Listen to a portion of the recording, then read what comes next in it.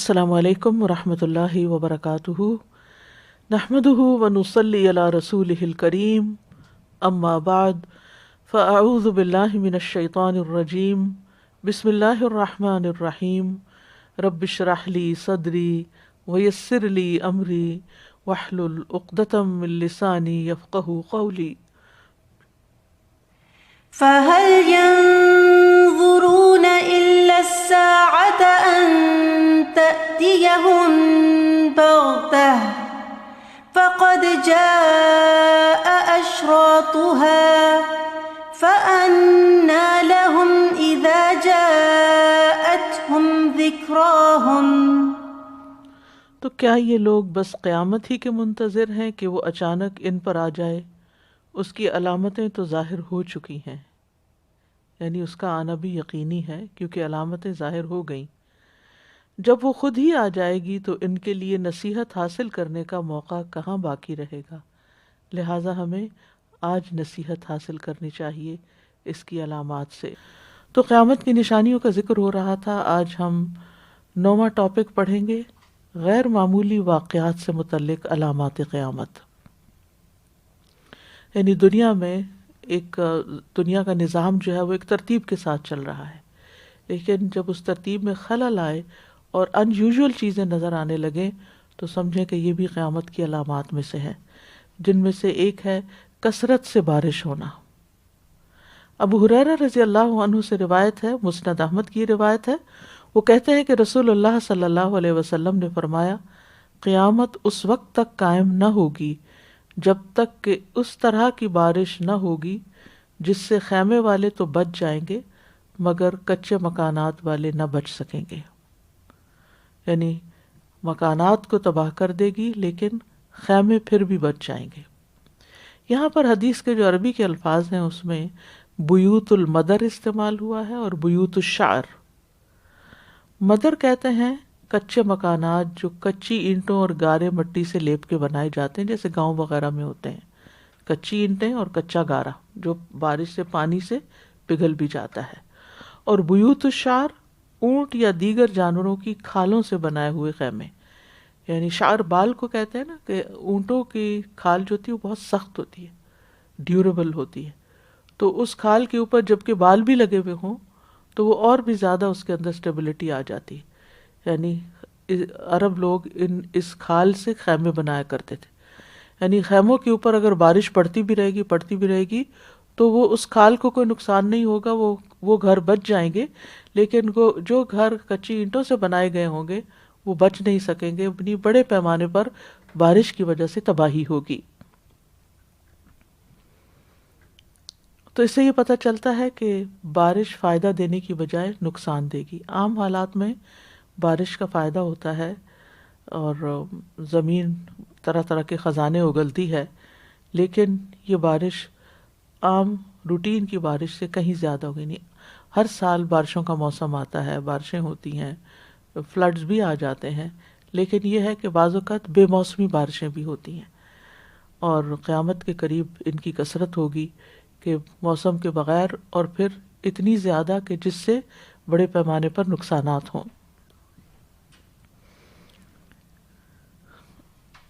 ایک اور حدیث سے یہ پتہ چلتا ہے کہ کثیر بارش کے باوجود پیداوار کی قلت ہوگی، یعنی بارشیں برسیں گی اور زمین کچھ اگانے کی بجائے کچھ اگائے گی نہیں، یا یہ کہ وہ فائدہ مند نہ ہو گئی۔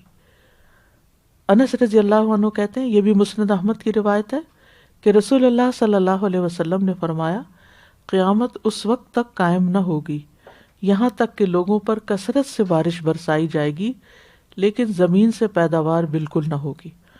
اس کی وجہ وہی ہو سکتی ہے کہ اتنی زیادہ بارش ہو کہ زمین کے اوپر جو مٹی والا حصہ ہے وہ بہہ ہی جائے اور نیچے سے پتھریلی زمین نکل آئے کہ جو اگانے کے قابل نہ ہو۔ واللہ عالم، اللہ ہی بہتر جانتا ہے، لیکن جو پیشن گوئی کی گئی ہے وہ یہی کہ بارشوں کے باوجود پیداوار نہیں ہوگی۔ ہم سب جانتے ہیں کہ پانی زندگی کا ذریعہ ہے اور بارش سے ہی زمین سے ہر طرح کی نباتات اگتی ہے، لیکن اگر بارش ہو اور زمین کچھ اگائے نہ تو یہ تھوڑی حیران کن بات بھی ہے اور تکلیف دہ بات بھی ہے۔ لیکن یہ قیامت سے پہلے ایسا ہوگا، اور قیامت سے پہلے اس علامت کو بھی نوٹ کرنا چاہیے۔ پھر ہے جانوروں اور چیزوں کا کلام کرنا۔ مسند احمد کی روایت ہے، ابو سعید خدری رضی اللہ عنہ کہتے ہیں کہ رسول اللہ صلی اللہ علیہ وسلم نے فرمایا، اس ذات کی قسم جس کے ہاتھ میں میری جان ہے، قیامت اس وقت تک قائم نہ ہوگی جب تک درندے انسانوں سے باتیں نہ کرنے لگے۔ یعنی ہو سکتا ہے کہ درندوں کے ساتھ انسانوں کا کمیونیکیشن بڑھ جائے اور انسان ان کو بھی ٹیم کر لے اور ان کو بھی اپنی زبانیں سکھا لے اور پھر ان سے بات چیت کرے۔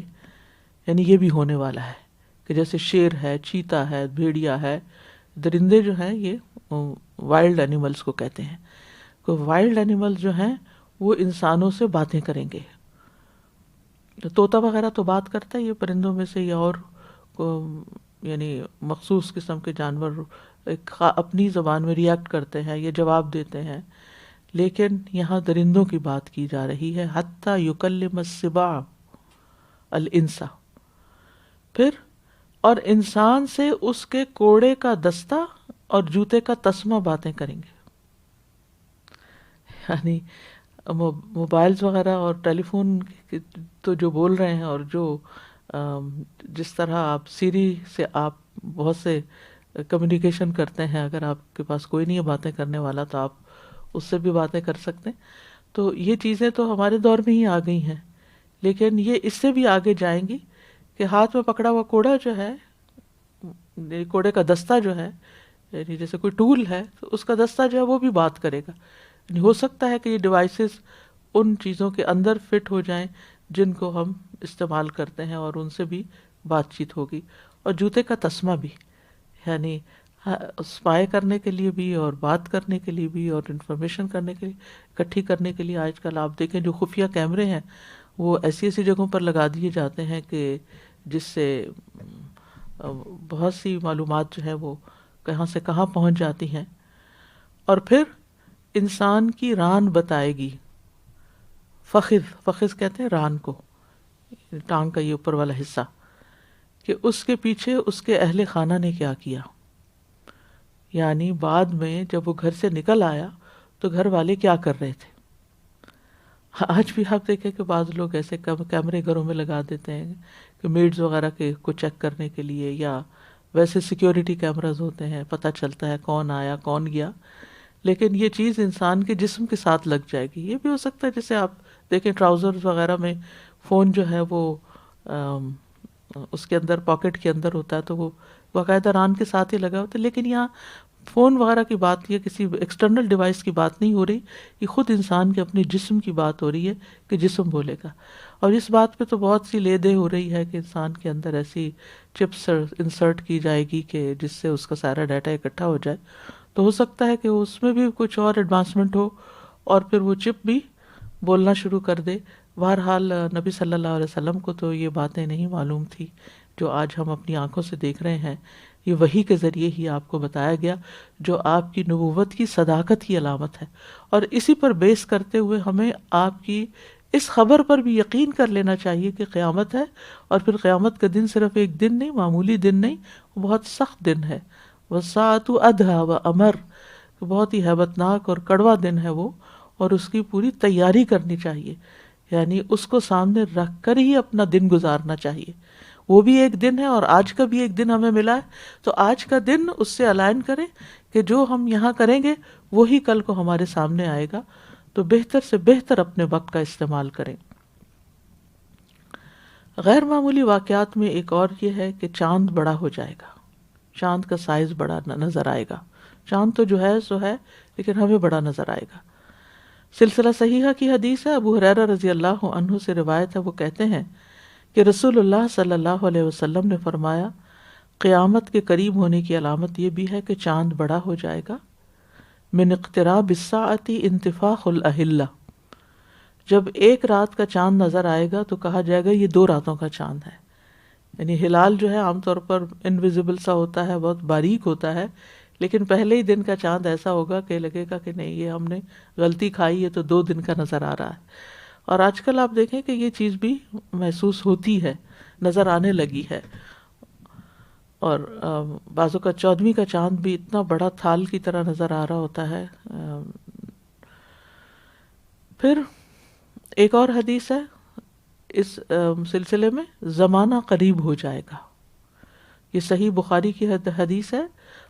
ان النبی صلی اللہ علیہ وسلم قال یتقارب الزمان وینقص العمل ویلقى الشح وتظہر الفتن ویکثر الحرج. قالوا یا رسول اللہ ایما ہوا؟ قال القتل القتل. ابو ہریرہ رضی اللہ عنہ سے روایت ہے، وہ نبی صلی اللہ علیہ وسلم سے بیان کرتے ہیں، آپ نے فرمایا زمانہ قریب ہوتا جائے گا، لالچ دلوں میں ڈال دیا جائے گا، فتنے زیادہ ہونے لگیں گے اور حرج کی کثرت ہوگی. صحابہ نے عرض کیا اللہ کے رسول حرج کیا ہے؟ آپ نے فرمایا قتل قتل. تو اس میں سب سے پہلی چیز یہ کہ زمانہ قریب ہو جائے گا. تو قریب ہونے کا مطلب یہ کہ وقت تیز تیز گزرنے لگے گا. یہ بھی معنی ہو سکتا ہے کہ دن اور راتیں کم ہو جائیں گی، یعنی محسوس کم ہوگی کہ ابھی تو دن چڑھا تھا ابھی غروب ہو گیا، ابھی تو رات شروع ہوئی تھی ابھی ختم بھی ہو گئی.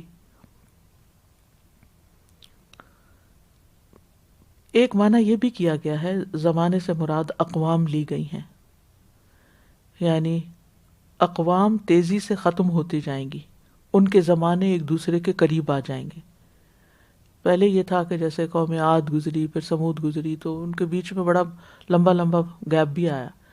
لیکن یہ کہ قیامت کے قریب یعنی سویلائزیشن جو ہیں وہ ان میں جلد، یا لوگوں کے جو حالات ہیں ان میں جلد تبدیلی آنا شروع ہو جائے گی.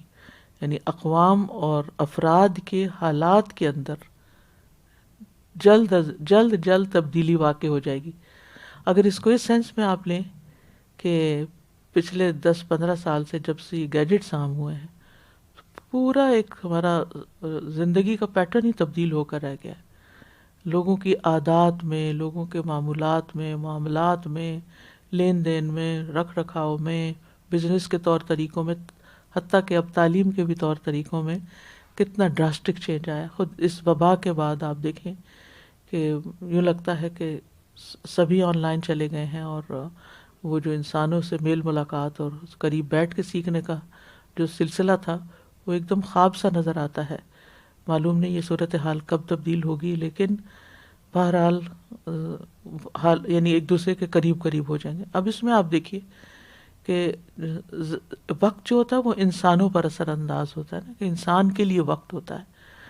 اب جب ورچوئل کلاس روم ہوتی ہے تو اس میں سب لوگ، کوئی کسی دنیا کے حصے میں، کوئی کسی میں، تو سب ایک روم کے اندر آ جاتے ہیں اور وہ ایک دوسرے کے قریب ہو جاتے ہیں. یعنی جو گھنٹوں کا وقفہ ہوتا ہے ایک ملک اور دوسرے کے درمیان، وہ بھی وہاں پر ہوتا تو ہے لیکن وہ قریب آ جاتا ہے. یہ معنی بھی کیا گیا ہے کہ وقت سے برکت اٹھ جائے گی. یعنی یتقارب الزمان کا مطلب کیا ہے کہ ظاہری طور پر بھی اور معنوی طور پر بھی. اور یہ تو ایک لمبے عرصے سے ہی ہو رہا ہے. ابن حجر کہتے ہیں کہ یہ حدیث جس چیز پر مشتمل ہے وہ آج ہمارے زمانے میں موجود ہے. 9ویں ہجری میں 900 ہجری، یعنی 9ویں ہجری نہیں بلکہ 900 سم تھنگ میں وہ تھے، جو مجھے یاد پڑتا ہے. بس ہم دیکھ رہے ہیں کہ دن جلدی گزر رہے ہیں. ہم سے پہلے زمانے میں دن اتنی تیزی سے نہیں گزرتے تھے. مجھے یاد ہے جب میں چھوٹی تھی تو دوپہر کے وقت باقاعدہ آرام کیا جاتا تھا کھانے کے بعد، اور ایک طویل دوپہر ہوتی تھی اور وہ دوپہر طویل لگا کرتی تھی. اب آپ دیکھیں کہ آج کل جو جون کے دن ہیں کتنے لمبے ہیں، لیکن اس کے باوجود وہ ان کی طوالت محسوس نہیں ہوتی. پھر بھی جب دن ختم ہوتا تو یوں لگتا ہے کہ اوہ وقت چلا گیا. اور دوسرا معنی اس کا یہ بھی لیا گیا ہے کہ اس سے مراد یہ ہے کہ ہر چیز سے برکت چھین لی جائے گی، یہاں تک کہ وقت سے بھی برکت چھن جائے گی، اور یہ قرب قیامت کی علامتوں میں سے ہے. اب سینکڑوں سال پہلے اگر یہ خیال تھا ان کا تو آپ سوچئے کہ اس سے کتنے گنا زیادہ اب ان چیزوں کی برکت کم ہو گئی ہے. تو بہرحال دن اور ہفتے اور مہینے اور سال پہ سال گزر جاتے ہیں، اور پھر آپ دیکھیے کہ جتنی فاسٹ لائف ہو گئی ہے اس اعتبار سے بھی یوں لگتا ہے کہ ایک دوڑ ہے اور وقت کم ہے. یعنی پہلے اتنی سہولتیں نہیں ہوتی تھیں، لیکن پھر بھی لوگ آپس میں میل ملاقات کے لیے، کچھ کام کاج کے لیے، حتیٰ کہ خواتین کڑھائی سلائی کے لیے بھی اپنا وقت نکال سکتی تھیں. لیکن آج ہر طرح کی واشنگ مشینیں بھی ہیں اور ڈش واشرز بھی ہیں اور کوکنگ رینج بھی ہیں اور سب چیزیں ہیں جس کے ذریعے کام کم وقت میں ہو جاتے ہیں، لیکن اس کے باوجود فرصت نام کی چیز نہیں ہے. مصروفیت اپنی جگہ برقرار ہے.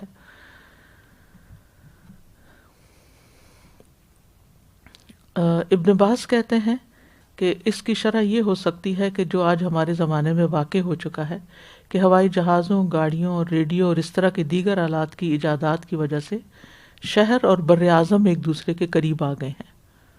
یعنی لوگ ایک دوسرے کے قریب آ گئے ہیں.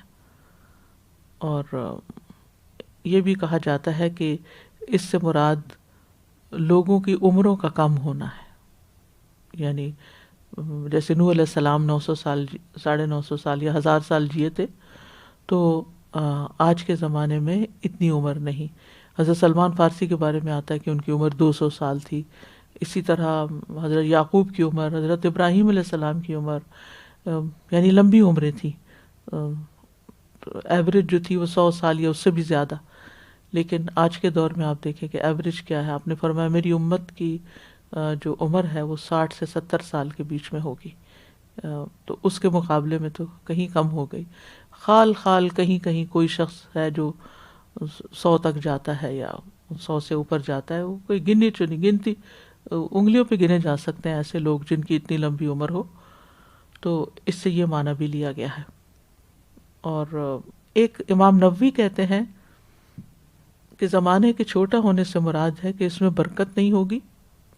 مثال کے طور پر ہمارے ایک دن سے فائدہ اٹھانے کی مقدار ایک گھڑی سے فائدہ اٹھانے کی مقدار کے برابر ہوگی.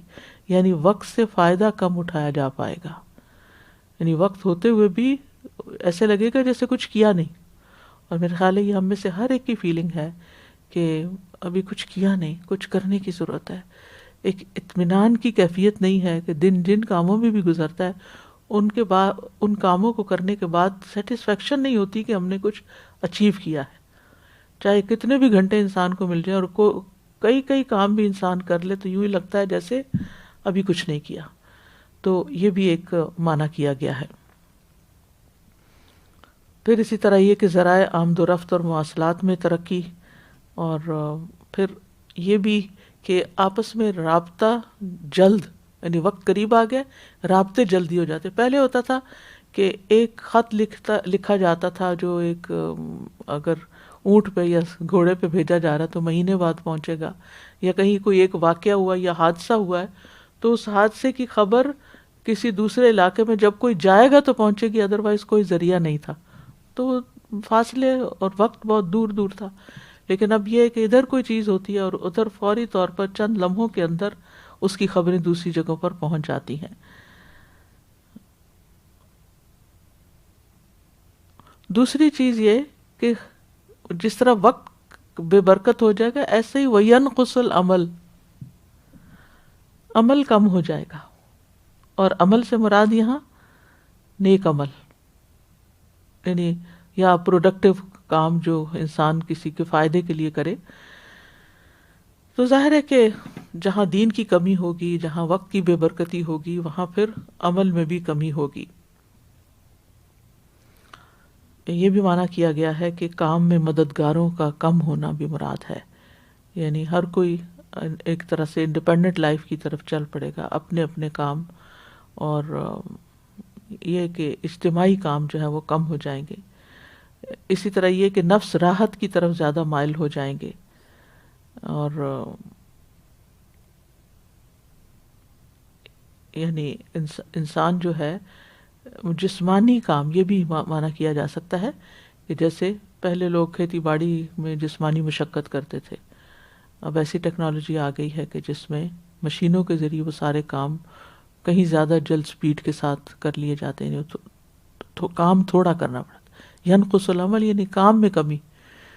اسی طرح باقی کام بھی، چاہے گھریلو گھر کے کام ہوں، جیسے کھانا پکانا ہی ہے تو اس میں لکڑیوں کی آگ کے اوپر مٹی کی ہانڈی میں کھانا پکانے میں ایک پوری شام گزر جاتی تھی خواتین کی، اور اب آپ دیکھیں کہ جس طرح ہر چیز فروزن اور پیک مل جاتی ہے، اور پکانے کے طریقے بھی، جھٹ پٹ پکانے کے طریقے بھی ایجاد ہو گئے ہیں، تو وہ کام کی جو لینتھ ہے، ٹائم کی جو، وہ کم ہو گئی ہے، ینقص العمل یعنی جو ورک ٹائم ہے وہ کم ہو گیا ہے۔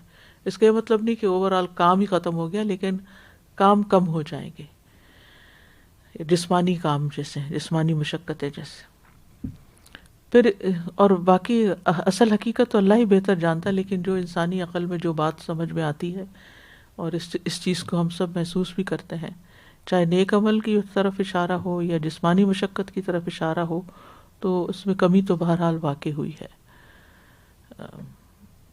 پہلے جب گاڑیاں نہیں ہوتی تھیں، لوگ پیدل بہت سا سفر کرتے تھے، جانوروں کے اوپر سواری کرتے تھے، تو ان سب چیزوں میں مشقت بھی تھی اور بہت دیر لگتی تھی کام ختم ہونے میں۔ اب وہ ہر چیز کے شارٹ کٹس آ گئے۔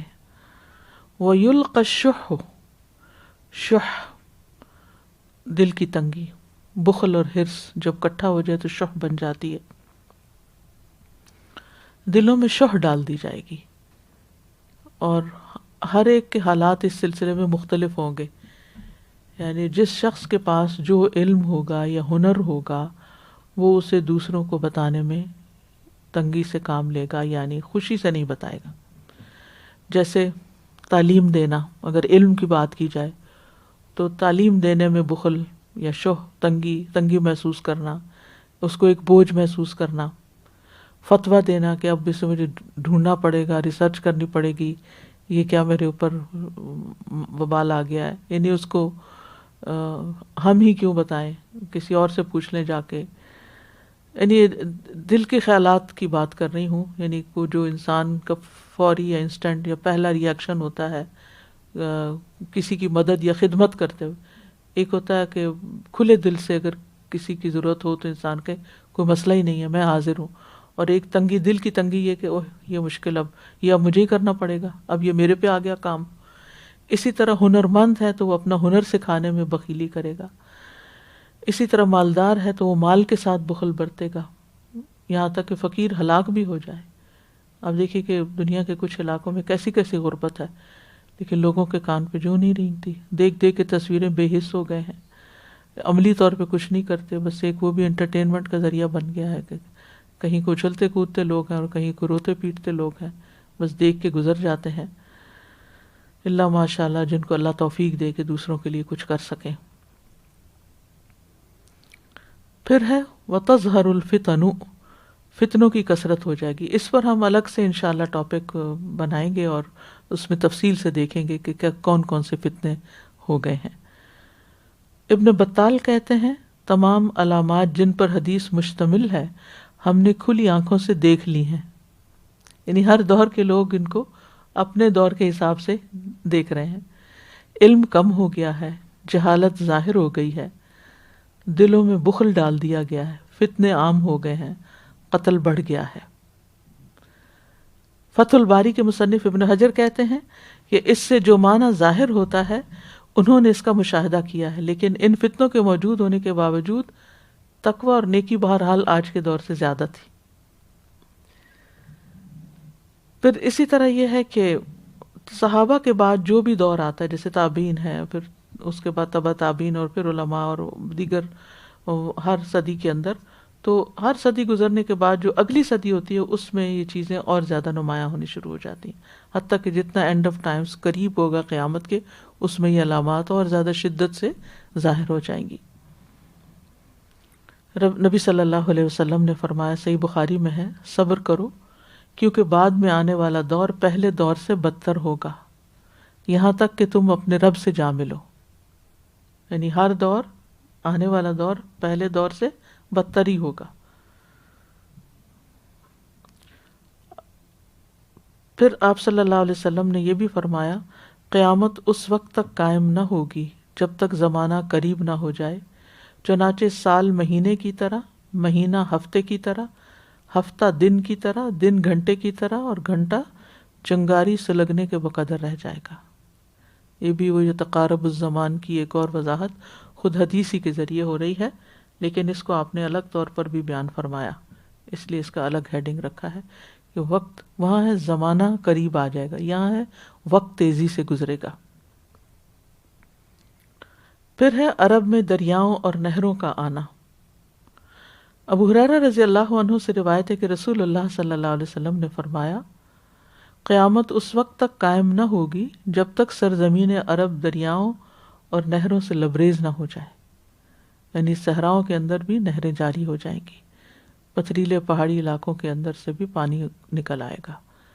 اور اس کا آغاز بھی ہو چکا ہے۔ اگر آپ کو ریسنٹلی دبئی جانے کا اتفاق ہو تو آپ دیکھیں کہ کس طرح وہاں آرٹیفیشل نہر تیار کی گئی ہے جو شہر کے اندر سے گزرتی ہے۔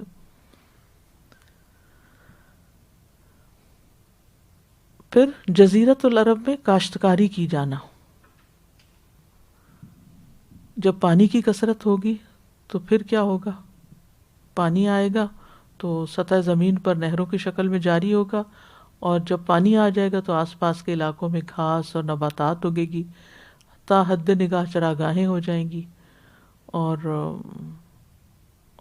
آج بھی آپ دیکھیں نبی صلی اللہ علیہ وسلم کے زمانے سے لے کر آج جو ہے وہ ان علاقوں میں ہریالی زیادہ نظر آتی ہے۔ نبی صلی اللہ علیہ وسلم کے زمانے میں مکہ کے اندر آپ کو شاید ہی کچھ ہریالی نظر آتی ہو، لیکن آج اگر آپ مکہ کے کسی بڑی سڑک سے گزریں تو یہ لگتا ہی نہیں کہ یہ مکہ ہے۔ مجھے بیچ میں ڈرائیو کرنے کا اتفاق ہوا، ڈرائیو پہ جانے کا اتفاق ہوا تو ہر طرف سبزہ، ہر طرف سبزہ۔ تو یہ حیرت انگیز بات ہے کہ مکہ جو ہے ایک پتھریلی وادی ہے جس کی زمین جو ہے وہ خود سے کچھ نہیں اگاتی۔ وادن، ابراہیم علیہ السلام نے کہا تھا بوادن غیر ذی زرع، کہ میں اپنی اولاد کو ایسی وادی میں بسا رہا ہوں جو کچھ اگاتی نہیں، لیکن آج آپ دیکھیں کہ وہاں کیا کچھ اگا ہوا ہے، حیرت ہوتی ہے۔ اسی طرح عرفات کے میدان میں درختوں کی کثرت ہے، مینا میں، یہ سارے علاقے کبھی یہاں تصور بھی نہیں کیا جا سکتا تھا کہ یہاں کوئی پودا اگے، لیکن کس کثرت کے ساتھ یہ ساری چیزیں نظر آتی ہیں۔ اسی طرح یہ ہے کہ جزیرت العرب میں بہت سی خوراک جو ہے اب خود کاشت کر لی جاتی ہے، گندم ہو، سبزیاں ہوں، دیگر چیزیں ہوں۔ پھر ایک اور نشانی ہے دریائے فرات سے سونے کا پہاڑ برآمد ہونا اور قتل و غارت ہونا۔ رسول اللہ صلی اللہ علیہ وسلم نے فرمایا عنقریب دریائے فرات سے سونے کا ایک پہاڑ برآمد ہوگا، جب لوگ اس کے بارے میں سنیں گے تو اس کی طرف روانہ ہوں گے، پس جو لوگ اس کے پاس ہوں گے وہ کہیں گے کہ اگر ہم نے لوگوں کو چھوڑ دیا تو وہ اس سے سارے کا سارا لے جائیں گے، پھر وہ اس پر قتل و قتال کریں گے، پس ہر 100 میں سے 99 آدمی قتل کر دیے جائیں گے۔ اتنی بڑی لڑائی ہوگی اس سونے پر۔ صحیح مسلم کی روایت میں ہے، ابو ہریرہ رضی اللہ عنہ سے روایت ہے کہ رسول اللہ صلی اللہ علیہ وسلم نے فرمایا قیامت نہیں آئے گی یہاں تک کہ دریائے فرات سونے کے ایک پہاڑ کو ظاہر کرے گا، اس پر لوگ آپس میں جنگ کریں گے، ہر 100 میں سے 99 لوگ 99 مارے جائیں گے، اور ان لڑنے والوں میں سے ہر کوئی کہے گا شاید میں ہی بچ جاؤں گا، یعنی میں بچ گیا تو سارے سونے کا مالک میں بن جاؤں گا، لیکن یہ ہے کہ میجورٹی ان کی قتل کر دی جائے گی۔ تو یہ تھے چند غیر معمولی واقعات جن کا ذکر احادیث میں ملتا ہے کہ جو قرب قیامت میں ظاہر ہوں گے، اور یہ قیامت کے آنے کی نشانیوں میں سے ہے۔